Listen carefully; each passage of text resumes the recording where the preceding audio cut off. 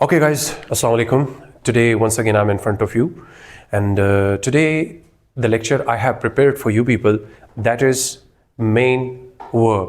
पिछले लेक्चर में हमने पढ़ा था हेल्पिंग वर्ब, और आज जो चीज़ मैं आपको पढ़ाने जा रहा हूँ वो है मेन वर्ब. तो आइए चलते हैं, देखते हैं कि what is a main verb. तो मेन वर्ब की डिस्कशन करते हैं. इसको एक्शन वर्ब भी कहते हैं, या इसको खाली वर्ब भी कहते हैं, इसको मेन वर्ब भी कहते हैं. So it's upon you. Or basically, main verb या action verb that is a bit suitable. Action verb.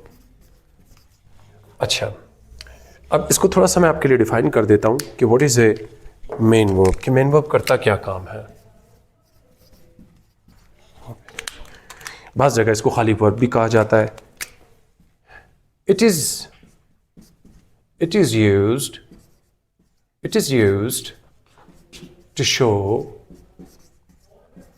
an action. It is used to show an action in a sentence. जुमले में जब भी काम को दिखाना हो या जुमले में कोई भी काम हो रहा हो, उस काम की हैपनिंग को, उस काम के होने को जो दिखाने वाली चीज़ हमारे पास इंग्लिश में वर्ब और उर्दू में इसको हम कहते हैं फेल. तो आइए एक छोटा सा नोट इसके बारे में आपको बताता चलूँ कि मुख्तलिफ़ ज़मानों में हमारे पास वर्ब्स की मुख्तलिफ़ फॉर्म्स यूज़ होती हैं. टाइप्स एक अलग चीज़ है, फॉर्म्स एक अलग चीज़ हैं. तो हम दे देते हैं basically a verb mostly has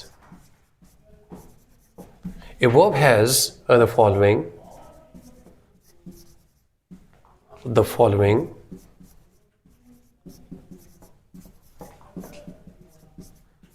forms.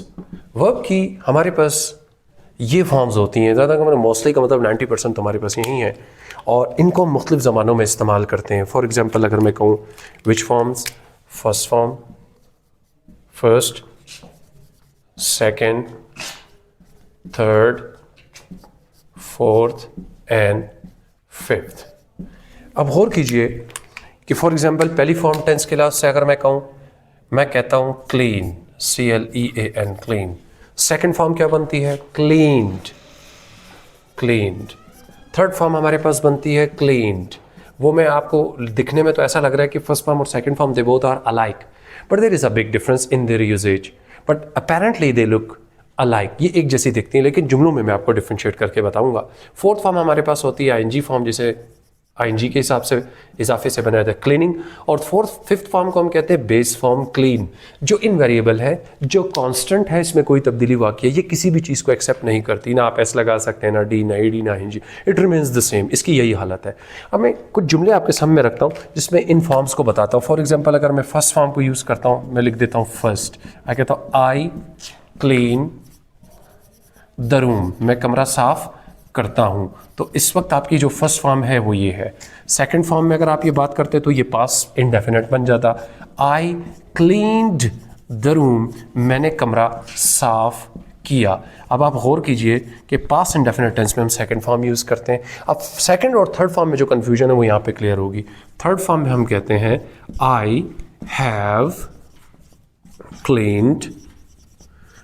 Cleaned the room. अब गौर कीजिएगा कि there is a big difference between second form and third form. अब सेकेंड फॉर्म बगैर किसी हेल्पिंग वर्ब के आती है, और थर्ड फॉर्म को बगैर हेल्पिंग वर्ब के इस्तेमाल नहीं करते. यानी कहने का मतलब ये है कि if any verb is called third form, so that movement you must have a helping verb before it. इससे पहले हेल्पिंग वर्ब का होना ज़रूरी नहीं है. लेकिन सेकेंड फॉर्म में एक और सवाल सामने आ सकता है. पास्ट इंडेफिनिट के नेगेटिव, इंट्रोगेटिव, फॉर्मल जुमलों में तो हमारे पास हेल्पिंग वर्ब आएगा, लेकिन सिंपल सेंटेंस की मैं बात कर रहा हूँ कि third form of the verb से पहले हेल्पिंग वर्ब का होना लाजमी है. अब फोर्थ फॉर्म को मैं आपके लिए यूज़ करता हूँ. I am cleaning the room, मैं कमरा साफ कर रहा हूँ. तो आप यहाँ देखें कि मैंने ING फॉर्म को इस्तेमाल किया, और ING फॉर्म भी हेल्पिंग वर्ब के बाद ही आती है. और हमारे पास आ गई base form, fifth form. For example इस फॉर्म को इस्तेमाल करने के लिए आई विल